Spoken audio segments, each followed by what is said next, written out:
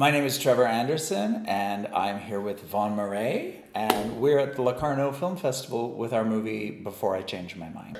Before I Change My Mind is a coming-of-age story set in 1987 in Western Canada on the prairies.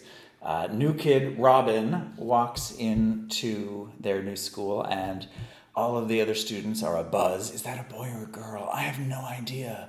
And the mean kid pushes Robin up against a tree. What are you? And by the end of the movie, the question, are you a boy or a girl, has been abandoned, unanswered. And the question, what are you, becomes a more important question. Robin has to decide what kind of person they're going to be. I grew up in that part of the world, Alberta, Canada, in that time period, the 80s. And this movie started very autobiographic, and then became semi-autobiographical, and then became more semi than autobiographical, and then became fiction. So I feel like it's still a true portrait of how I felt at that age, but not a true story of what happened. We had a rule for our 80s influence in the movie, no Rubik's Cubes.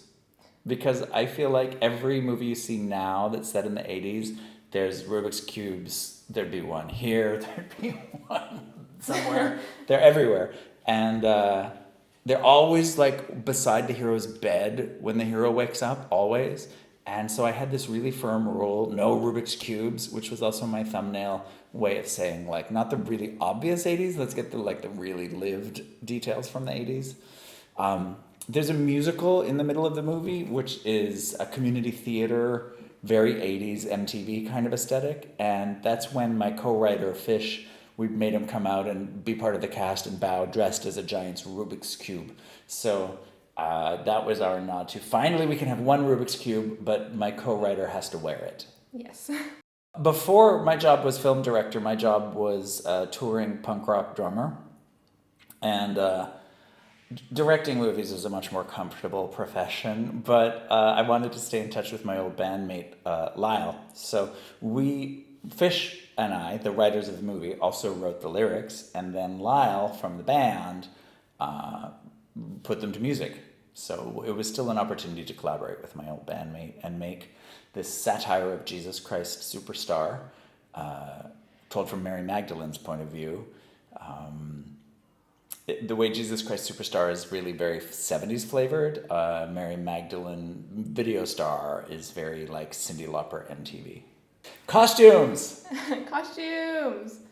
The costumes were designed by one of my very best friends in the whole world, Leona Browson, who is like a beloved fixture of the theater scene in Edmonton. Edmonton's a really great theater town. And Leona is like a great costume designer for the theater. And she agreed to do a movie, and do you want to talk about Robin's wardrobe? Yeah, we kind of played around with it. Like I came in one day and we just tried on a bunch of stuff. I think Robin's big thing was sort of,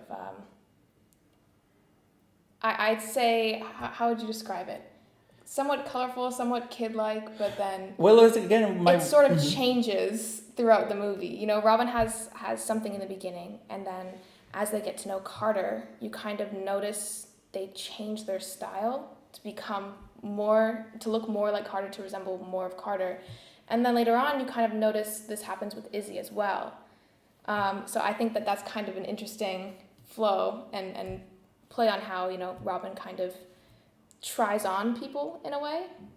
Does that make sense? Yeah. You want to add to that? That colorful thing that you walk in wearing. Mm-hmm. Another rule I had at the beginning was like, okay, no pink and no blue for Robin's entrance, because if the question is going to be, is that a boy or a girl, don't cue it with a gendered color. And Leona, being the great costume designer that she is, went, okay, and pulled out like one of those drug rug sweaters from the 80s that was pink and blue and orange and green and purple. And it was like, yeah, that's Robin. And also I think that like Red Deer is a small rural city of about 60,000 people in 1987. So all of those kids were doing like the 80s, you know, And here comes this kid from the Pacific Northwest of America who's maybe just the beginnings of the 90s. 1987, it's starting to turn in certain places. Robin walks in a little grungy, the hair's a little grungier, the clothes are a little grungier.